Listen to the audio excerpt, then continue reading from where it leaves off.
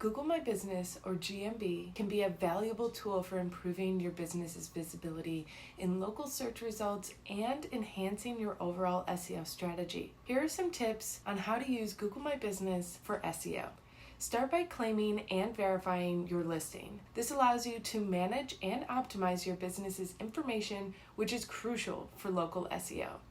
Ensure that your business name, address, and phone number, which is called NAP, and other details are accurate and consistent across your listing and website and other directories that are online.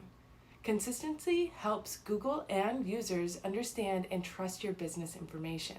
Select the most relevant categories for your business to help Google understand your industry and target audience.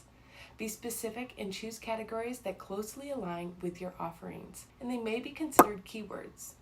Write a compelling business description that includes relevant keywords related to your products, services, and location. Use natural language and avoid keyword stuffing.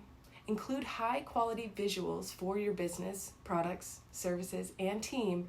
This helps attract user attention, improve engagement, and enhances the overall user experience. Positive customer reviews can improve the business's credibility and search rankings. Encourage satisfied customers to leave reviews on your Google My Business listing and respond to those reviews promptly, both positive and negative, to demonstrate your commitment to your customers.